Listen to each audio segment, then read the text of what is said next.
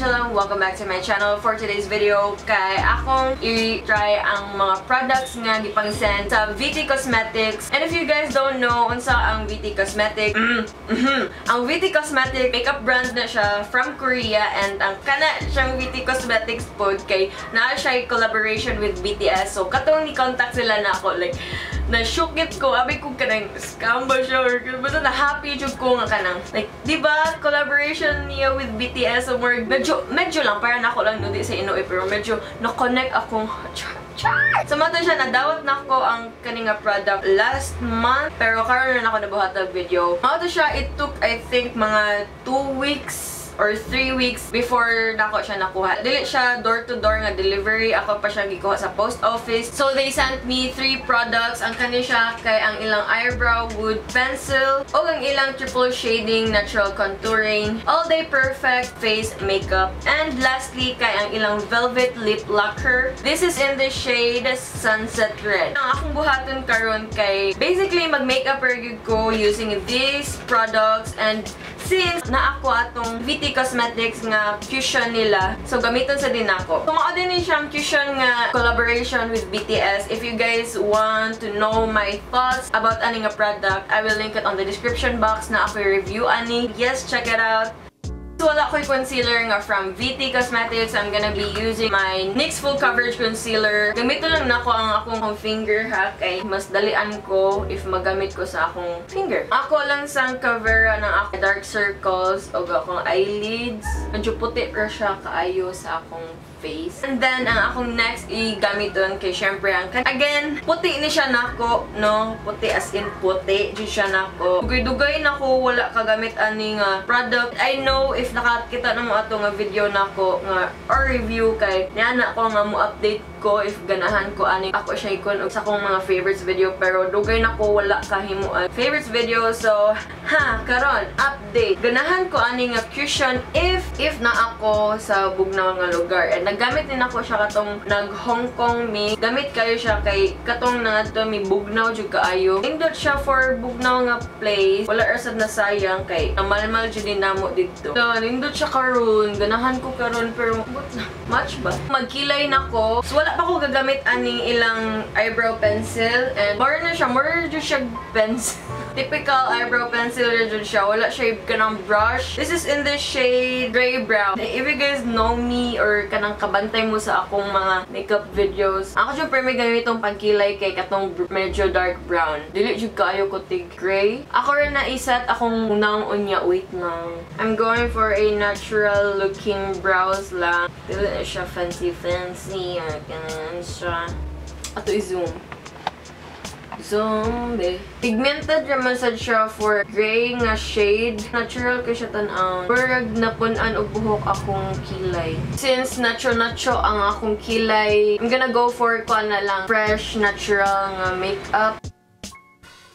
Nindot kaya siya gamiton if like no makeup look lang imong i-achieve. So karon ako sang iset ang akong under eye. By the way, I'm using my Nichido final powder. Ganahan mo ka ng budget friendly nga powder, go for the Nichido nga final powder kay barato siya and dugay siya mahurot. Dili ko mag-bake kay para dili kayo mawala ang pagka-dewy. And syempre ang atong muna maghihilak. Next nga akong buhaton kay mag-eyeshadow ko, but wala ko yung eyeshadow nga VT Cosmetics. Pero I can still use the contour palette nila. Ato siyang gamiton. Awa. Ganahe ko ani, tanawa iyang packaging, like very nakakadato. Nice kaayo. Amot lang ganahe ko, I'm obsessed. Ganahe ko sa kanang lettering nila sa ilang VT. Nice kayong packaging as in. Tumaan siya. Charan! Alo! So, itong nahulog. Ang ilasang contouring shade kay very natural lang jud kaayo pod. Mga light brown na gyud na. Mauna ni siya ang pinaka-dark. If you guys don't know, ang mga Korean good or kanang basically Korean makeup kay they're really not into heavy nga contouring. Basta mga nacho lang yun na ila. So, again, ako ning gamiton ang pinaka-dark nga shade nga naa nila. Powdery. O ba dyan ako nagamit kaya ako dyan gihuwat nga magamit din ako siya. Usara ka shade akong gamiton, pang corner din siya, pamutang og something sa kong mata. O siya gibutang all over my eyelids.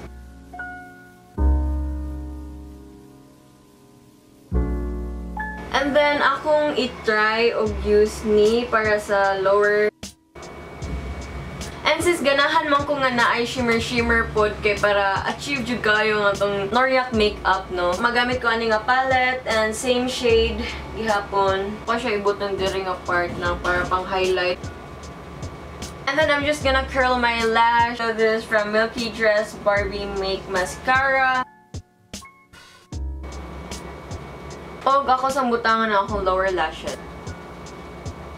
Then sunod kay mag-eyeliner ko, pero dili siya winged eyeliner, but very nipis lang yun siya nga eyeliner. And dili sad siya nga pa-wing, paubos ang iyang stroke. Like sa tumoy, paubos na siya. Mut lang, tanaw na to kung ma-achieve na tong nipis, no?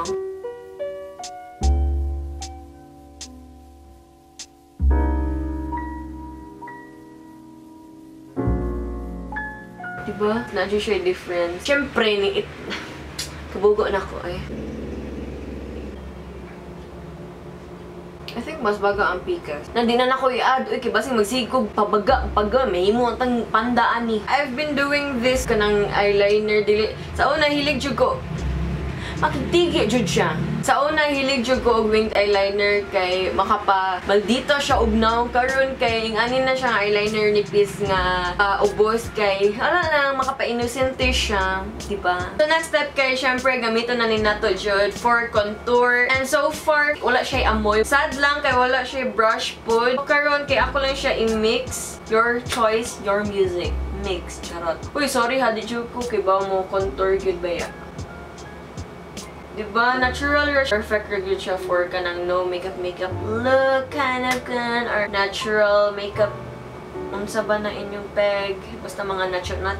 And dali ra siya i-blend. Ato i-contour ang atong chin. Itong triple chin. And ako lang sang butangan. Ako lang sang i-contour akong dire. Sa may chin na gyud. Wala lang. Maulang akong na learn kang pony makeup. Contour siya na ako ng very light akong elong ha.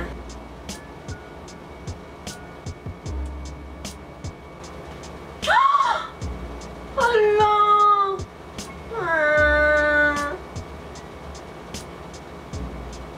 Nasabod akong brush. Anya, sunod kay mag-blush on ako. Here lang ko mag-focus sa akong apples of my cheeks. And lastly, ang atong gamiton kay ang ilang lipstick na nga velvet lip lacquer. Guys, nagamit na ako siya kay dili na ako makalma ang akong kay ganahan kay ko sa shade onya. Dili ko hilig og red. If you guys notice nga dili jud kayo ko tig red og lipstick. Kana ra sigurong lip tint kana pwede na, pero kung lipstick kay dili jud mag-tig red kay medyo makataguwang. Amot lang maka-mature siya, pero kani kay velvet man siya. Dali jud siya magamit or himuon og gradient lip. Unya, a little goes a long way na gyud. So akong buhaton kay dire ra gid ana ra. Usara ka swipe. Nya akong lips na ang mubuhat sa trick.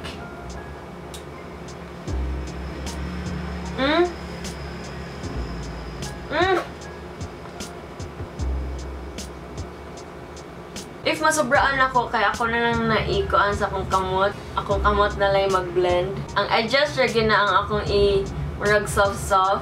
Pero ang kuan lang kay dali kay siya ang kuan since creamy kayo siya nagkampat na dayon siya. Pero dali rin naon siya matangtang, no. Pwede naman ninyo gamiton og cotton buds or mga cotton, no, pero since tapulan ko kapag barog t-shirt lang akong gamiton pang para ma-soft ang edges. Fresh ra kaayo. Oh my gosh, fresh ka pa ba? So, this is the final look. Ganahan kayo ko sa lipstick. I'm not being biased. Makabata siya nga kanang bahalag dili ka mag-makeup or kanang minimal ra imong makeup nga dili wala jud kuan. Ubagay ra gyapon siya mga no makeup. Yeah, red lips, diba? So, that's it for today's video. I hope you guys enjoyed it. If you did, please don't forget to give this a thumbs up, subscribe to my channel if wala pa maka-subscribe, and comment down below kung unsa ang inyong favorite nga makeup product. Follow me on my social medias, everything at angeladymorales, and I will see you guys on my next video. And always remember that it's okay not to be perfect. Bye bye!